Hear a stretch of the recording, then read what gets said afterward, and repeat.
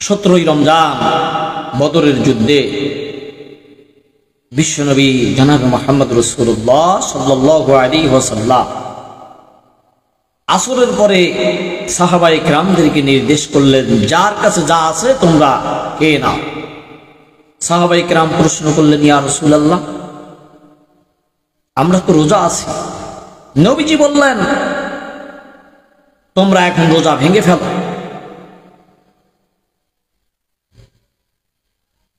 তাহলে এবার দেখুন, নবীজি দিন প্রতিষ্ঠা করার জন্য সাহাবায়ে কিরামদেরকে রোজা ভাঙ্গার নির্দেশ দিলেন। যারা রোজা রাখেন, আল্লাহর জমিনে আল্লাহর দিন প্রতিষ্ঠা করতে চান না, আমি তাদেরকে বলতে চাই, আপনি বদরের যুদ্ধ থেকে শিক্ষা গ্রহণ করেন। আপনার রোজা রাখার চাইতেও আল্লাহর জমিনে আল্লাহর দিন প্রতিষ্ঠা করা অনেক গুরুত্বপূর্ণ একটা বিষয়। আপনি রোজা রাখবেন আল্লাহর হুকুমে, আল্লাহর জমিনে আল্লাহর দিন প্রতিষ্ঠা হোক, এটা আল্লাহর হুকুমে আপনি চান না। কারণ আপনি নামাজ পড়বেন, আল্লাহ পাক হুকুম করেছে যে আল্লাহ আপনাকে নামাজের নির্দেশ দিয়েছেন, নামাজ ফরজ করেছেন। ওই আল্লাহ সুবহানাহু ওয়া তাআলা আপনাকে দিন প্রতিষ্ঠা করার জন্য আপনার উপরে এই কাজটা ফরজ করে দিয়েছে। আপনি ভেবেছেন নামাজ পড়বেন আর দিন প্রতিষ্ঠা করার বিরোধিতা করবেন, দিন প্রতিষ্ঠা করার পক্ষে থাকবেন না, আপনি জান্নাতে যাবেন। এত সোজা, এত সোজা বিষয়টা মনে করেন? অসম্ভব, অসম্ভব। আপনি যদি আল্লাহর জমিনে আল্লাহর দিন প্রতিষ্ঠা করার বিরোধিতা করেন, আপনার কপালে যদি নামাজ পড়তে পড়তে টাক ফেলা, কসম করে বলি, এই নামাজ আপনাকে আল্লাহর জাহান্নাম থেকে বাঁচাতে পারবে।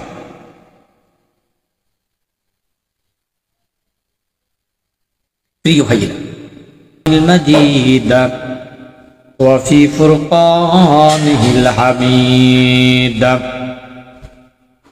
أما بعد فأعوذ بالله من الشيطان الرجيم بسم الله الرحمن الرحيم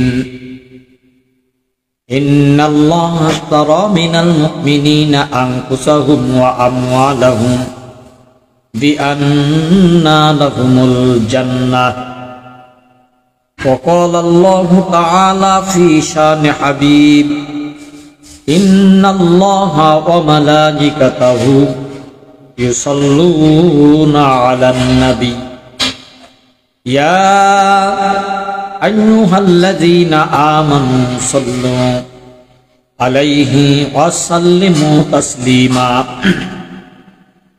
بلغ العلا بكماله كشف الدجى بجماله حسنت جميع خصاله صلوا আলাইহি ওয়া আলিহি। সকল ধর্মপ্রাণ মুসলমান ভাই বোনেরা, আসসালামু আলাইকুম ওয়া রাহমাতুল্লাহি ওয়া বারাকাতুহু। এবং অন্য অন্য ধর্মের যে সকল ভাইরা আছেন, সবাইকে জানাই রাতের শুভেচ্ছা, অন্তরের অন্তরস্থল থেকে বুক ভরা ভালোবাসা ও সবাইকে আন্তরিক মোবারকবাদ। আমরা সর্বপ্রথম আল্লাহ সুবহানাহু ওয়া তাআলার দরবারে শুকরিয়া জ্ঞাপন করি যে মহান মুনিব আল্লাহ সুবহানাহু ওয়া তাআলা আমাদেরকে হায়াতে তয়্যিবা দান করেছেন। ওই রব্বে কারিমের উপর শুকরিয়া আদায় করি, বলি আলহামদুলিল্লাহ। প্রাণপ্রিয় ভাই ও বোনেরা, আপনারা ডেসক্রিপশনে দেখেছেন আমি লিখেছি, এমন একটা সময়ে ইসলাম প্রতিষ্ঠা করার জন্য সাহাবায়ে কেরাম এবং নবী করিম সাল্লাল্লাহু আলাইহি ওয়াসাল্লামকে তরবারির জিহাদ করা লেগেছে, তরবারি দিয়ে। কি জন্য করা হয়েছে? ইসলাম প্রতিষ্ঠা করার জন্য।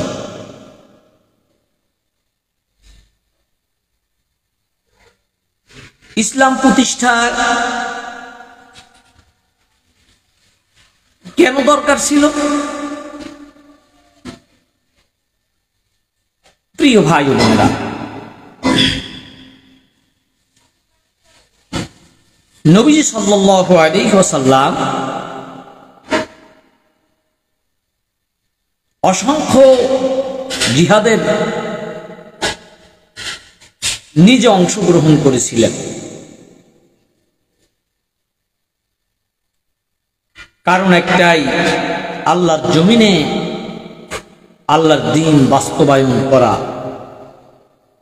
ফরজ। নামাজ পড়া যেমন ফরজ, রোজা রাখা যেমন ফরজ,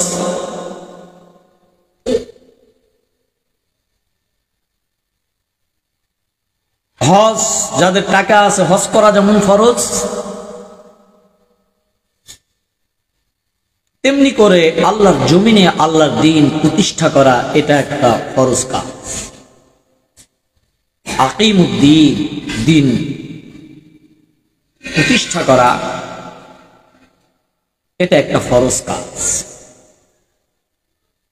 এই ফরজ কাজ শুধু আলেমদের জন্য যে না, কারণ আল্লাহ রাব্বুল আলামিন নামাজ যেমন সকল মুমিনের ওপর ফরজ করে দিয়েছেন, তেমনি করে আল্লাহর জমিনে আল্লাহর দ্বীন প্রতিষ্ঠা করা সকল মুমিন মুসলমানদের ওপর ফরজ করে দিয়েছেন। ইসলাম প্রতিষ্ঠা হলে লাভ কি হবে? ইসলাম প্রতিষ্ঠা হলে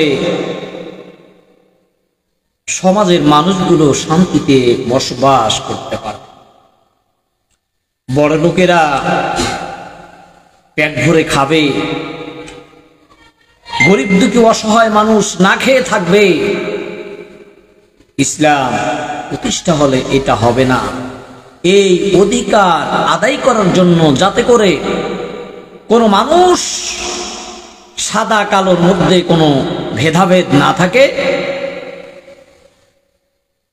বাদশা এবং অধীনস্থ যারা বাদশা এবং যারা বাদশার অধীনস্থ, এদের ভিতরে যেন কোনো মতপার্থক্য না থাকে, সবাই সমান।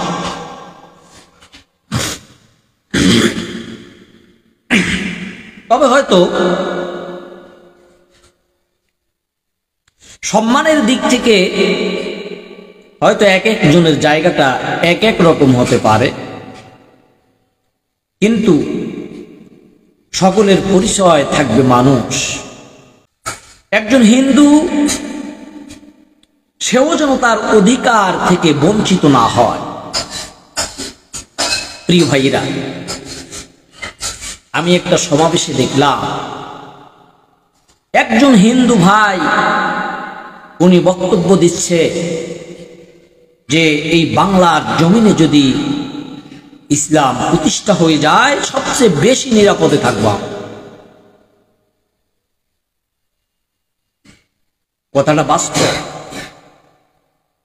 একজন হিন্দুর মুখ থেকে যদি এমন কথা আসে,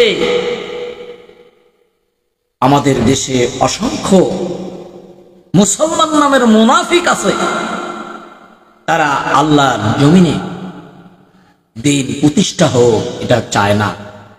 কিন্তু আজকে আমরা সোশ্যাল মিডিয়াগুলোয় ঢুকলে দেখতে পাই অসংখ্য হিন্দু মা বোন এবং অসংখ্য যুবক, তারা বলতেছে যে আমরা এবারে দাড়িপাল্লা দিয়ে মাফ করে দেখব।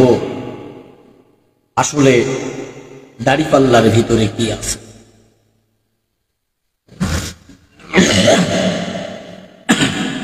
নামাজ পড়লেই